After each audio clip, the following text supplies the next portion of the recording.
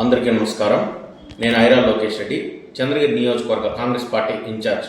ఈరోజు వైఎస్ షర్మిలారెడ్డి గారు తిరుపతిలో చంద్రబాబు నాయుడు గారు బ్రహ్మోత్సవాలకు ఇచ్చేసిన సందర్భంగా దేవాలయ నిర్మాణం సంబంధించి దళిత వాడలో దేవాలయాలు 5,000 దేవాలయాలు నిర్మిస్తామని చెప్పి ఒక స్టేట్మెంట్ ఇవ్వడం జరిగింది.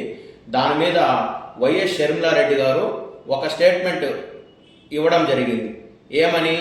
దళిత వాడలో సరైన సదుపాయాలు లేవు, విద్య లేదు, వైద్యం లేదు, దళితులు ఎంతో వివక్షకు గురవుతున్నారు, దళిత వాళ్ళని అభివృద్ధి దిశగా ఈ ప్రభుత్వం ఆలోచించాలి అని ఆమె స్టేట్మెంట్ ఇస్తే, ఒక మహిళ ప్రధాన ప్రతిపక్షంగా ఈరోజు ప్రజల గొంతుకుగా ఉన్న షర్మిలారెడ్డి గారు ఒక స్టేట్మెంట్ ఇస్తే, ఇక్కడ తిరుపతిలో ఉన్న Bhanuprakash Reddy TTD board member, అతను ఇదే తిరుపతిలో చంద్రగిరి నియోజకవర్గంలో వాళ్ళ కూటమిలో ఉన్న ఎమ్మెల్యే వ్యక్తి ప్రాతినిధ్యం వహిస్తున్న వ్యక్తి ఉండగా ఆ నియోజకవర్గంలో ఎన్నో దేవాలయాలు, తిరుచానూరులో అయితేమి, తొండవాడలో అయితేమి, నాగాలమ్మ గుడి అయితేమి, వారాహి అమ్మవారి గుడి అయితే తిరుచానూరులో ధ్వంసమైతే ఈ భానుప్రకాష్ రెడ్డికి ఆ రోజు కళ్ళు కనపడలేదా అని చెప్పి నేను ప్రశ్నిస్తున్నా. భానుప్రకాష్ రెడ్డి గారు, ఈరోజు షర్మిలారెడ్డి గారికి మీరు మతాన్ని కులాన్ని అంటగడుతున్నారు.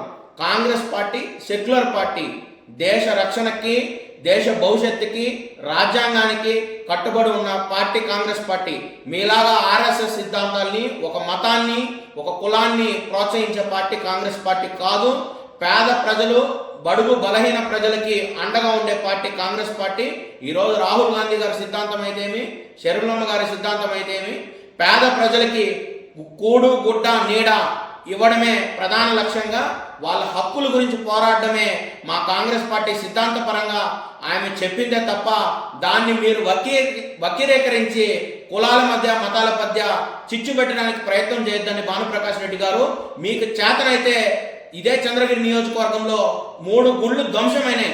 ఈరోజు దానికి అధిగతి లేదు, దాని మీద చర్యలు తీసుకోమని చెప్పి మీరు పోయి అక్కడ దమ్ముంటే ధర్నా చేయమని చెప్పి భానుప్రకాష్ రెడ్డి గారికి నేను సవాల్ విసురుతున్నా.